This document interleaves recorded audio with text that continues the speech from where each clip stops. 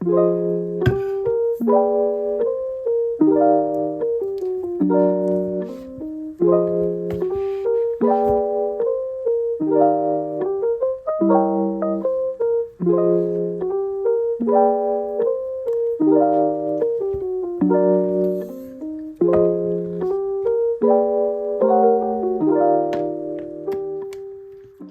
my friends, and today in this video I'm going to be drawing something very special. My friend that I've known for a few years now, Dunce, has reached 5,000 subscribers, and once she reached that goal she decided to have a little event where people could draw either her, one of her OCs, or one of her cats. And today I will be drawing her. Here is the prompt. And I'm very excited to do this, and I hope you will have fun in joining me today and watching this video. So at the start of the video, I kind of go through deciding which pose I would like to do for this drawing, and I do fairly similar poses for each one, but I always feel like whenever I try to plan out the posing for when I'm drawing and I have to do multiple, I always choose the first one that I do. Sometimes like rare occasions, I'll choose different ones, but most of the time I really like my first idea. And like if I'm encouraged to do a different one, I'll do it, but yeah, I normally go with the first one.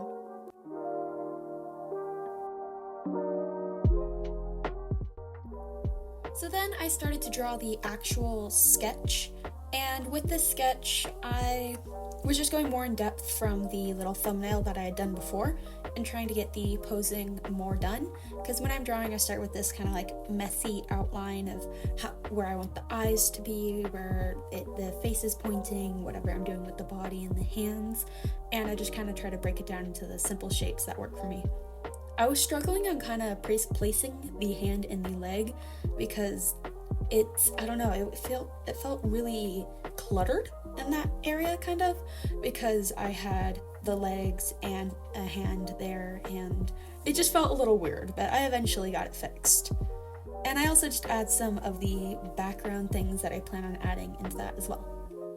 And then after that I will get a new layer and I will lower the opacity of the layer before, and I add all the details into it. I add the actual body and the clothes and stuff, and this is just the full actual sketch. I feel like, I don't know, this drawing in particular had a lot of harder parts to it. Like, mainly when I was drawing the body, I struggled a lot with it. I had a lot easier times with the clothes and stuff, and I do a lot of adjustments to it overall. So as you're going through the video, please don't judge, because it does change a lot more towards the end.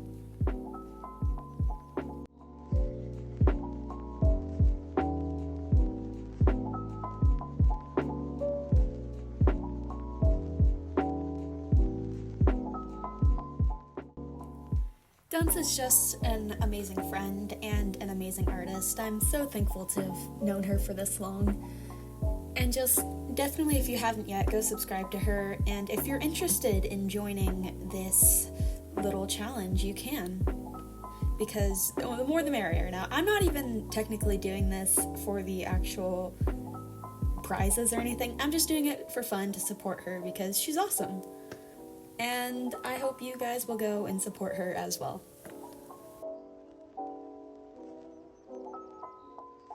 You can see for a little bit right here that I was kind of struggling with the hand, and I don't really fix it until like a bit later on, because hands are they're hard. I'm normally a bit better at them too.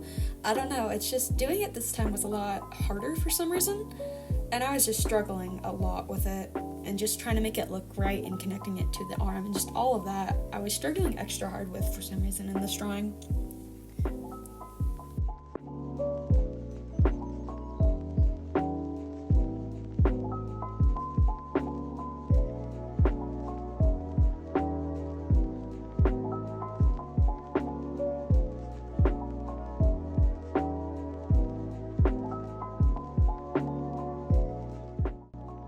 Right here is where I started doing the hair, and honestly, I really love how the hair came out.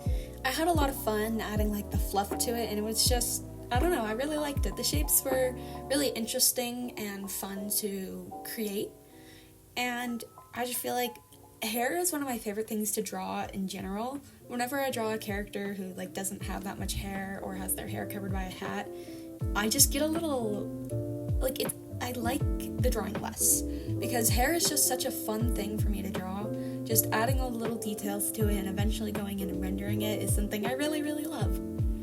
And then the eyes I started to do next, which I'm gonna be honest, at first it took me a little bit to get them fully right, and not even just at first, like I tweaked them again a bit later in the video, but I really like how they did end up coming out, because I love drawing eyes as well. They're one of my other favorite things. Pretty much ever since I've been drawing my whole life, I've loved to draw eyes because they're just so fun and unique, you know? And trying to figure out my style with them has also been a huge journey for me, and I've finally gotten to a point where I really like it, because like I've always liked drawing eyes, but I struggled with trying to find a consistent style that was right for me, because I had seen other eyes and liked how they drew them, but whenever I tried to draw them, they didn't turn out well. But I finally had figured out my style recently. At first, the folds in the clothes look a little wonky. Again, I fixed them. I know I'm saying that a lot, but it's a process, and the hand still isn't fully fixed either, but it's fine. And I do also tweak the face shape a little bit later, because it looks a little weird at first, but it will get better.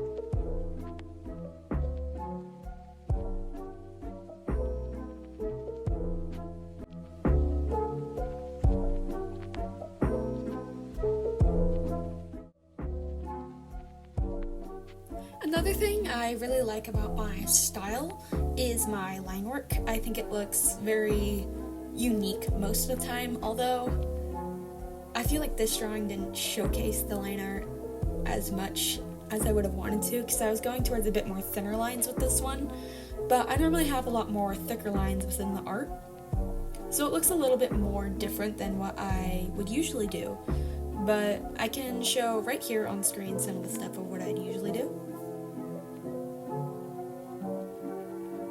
And as you can see, there's kind of like thicker lines on the outside and some on like the inside of like the hair areas, and also just the head shape itself. Just a lot more thicker lines, and then thinner lines for the smaller, finer details like the eyelids and some parts of the noses and just little things like that, you know?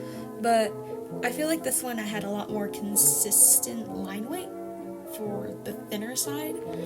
I did still have some thinner things in the consistent one, and I still had some thicker parts as well, but it did feel a little bit less my style, you know?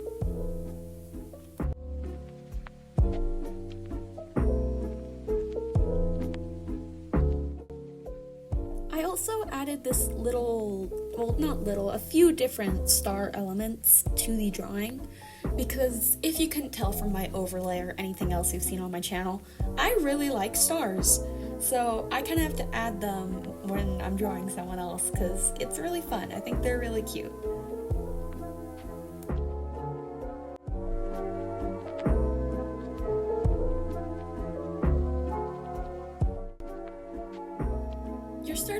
be able to see like all the things I was talking about that I was changing. Especially with the hand, I have to resize it a little bit, but that is the hand shape that I end up going with. And the head is changed to where it needs to be, and everything just mostly is right. There's a little bit I'm gonna fix with the eyes, I think, later, where I flip the canvas and stuff and make sure it looks all right.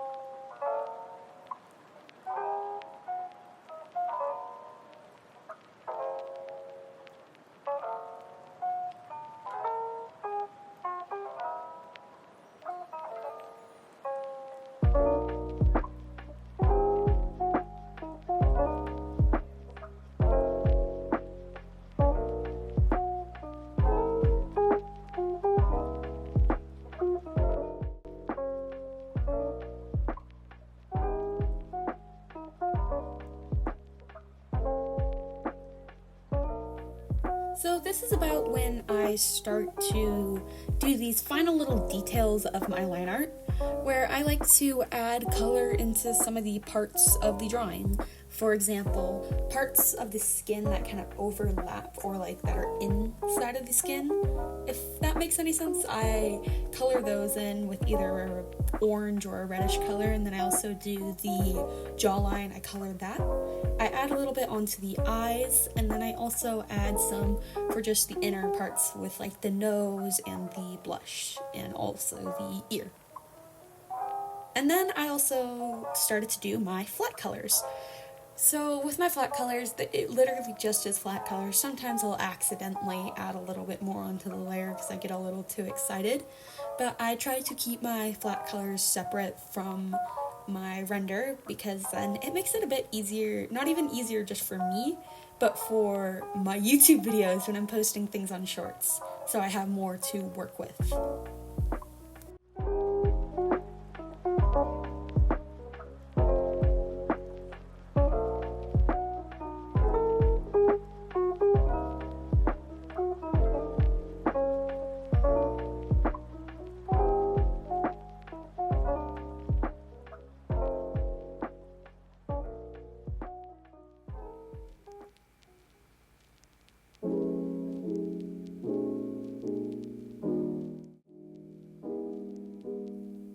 Now that I have all of my flat colors done, I started to move on to adding the render. When I render, I find some rendering styles to be kind of boring. So I like to add a lot of flair to it by adding more vibrant colors into things and adding colors into the hair that aren't actually like in the hair, because it just adds more like interest into it, you know?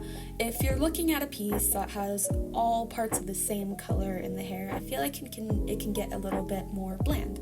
So if I shift over the bar on the color wheel a little bit, it looks a lot better and brighter and more alive, I'd like to say. Then I started to color my eyes, which again, I love doing the eyes because I'll again add different colors into these eyes, and I think it's really fun when I do that because it adds a lot of life into it, and it can just make an eye look more like there's more into it, you know, like there's reflections or something that could actually be in there. Right here is where I started to render the tongue, and there's a funny story with this because my most popular video that I have is a Miku drawing, and I'm a very spacey artist, and as much as I like to add details, I forget things a lot. And the whole trend with that Miku drawing was proof rendering saves lives, if anyone remembers that trend. But I had forgotten to render the tongue, And someone commented about it, and then every time I looked at that drawing, all I could see was the unrendered tongue. So every time I have a tongue in the drawing now, I always make sure to render it. And I've also started adding that like little heart lighting into it. I like the way it looks a lot.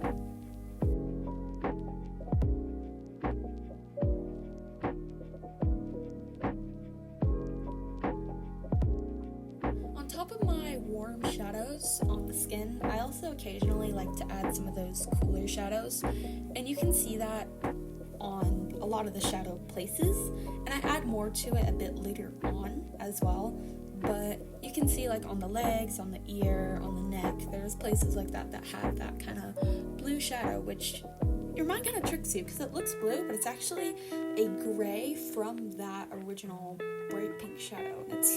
It's weird. Color theory is weird, guys.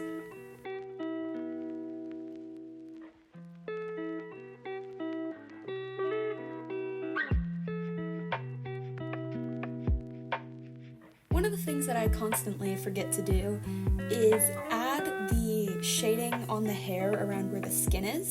I will take the skin color and airbrush the areas that are around the skin and with that color. I will also go in with either the color that I use to shade the skin or a darker version to add some of that more harsher like cell shading light to those areas.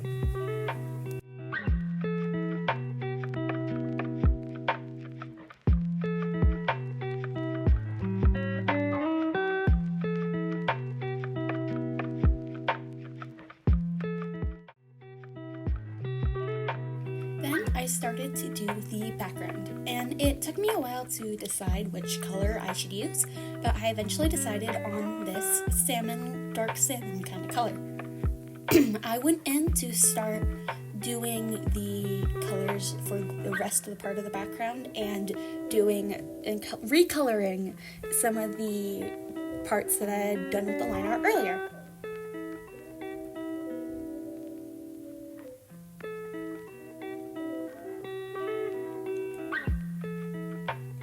Then I added a background to those colored parts from the line art, just to make them pop out a bit more, because it felt like they were kind of blending in with the background.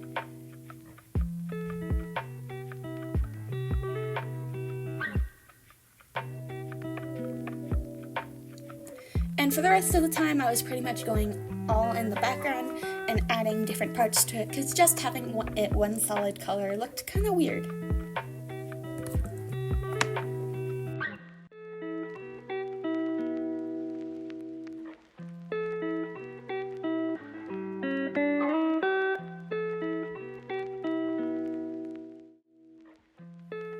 So this is the final product. I hope you like it, and if you do, make sure to like and subscribe. And also go check out Dunce's channel, and mine, of course. Bye!